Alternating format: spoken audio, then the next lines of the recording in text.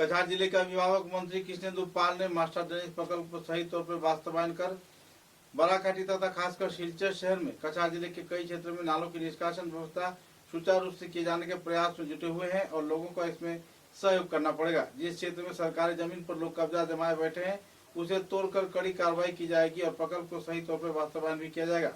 सिलचर शहर के प्रवीण बुद्धिजीवी नागरिकों की मौजूदगी में इस दिन मास्टर ड्रेनेज के साथ साथ सिलचर शहर के उन्नयन तथा कछार जिले के कई विभागों के उन्नयन के बारे में एक नागरिक सभा का आयोजन किया गया था। प्रबुद्ध नागरिक सभा में सिलचर शहर के गुणीजन मौजूद रहकर अपने अपने मतों का बखान भी किए। অনেকের মনের মধ্যে একটা প্রশ্ন যে শিলচর ফ্লাইওভারের কি অবস্থা আছে।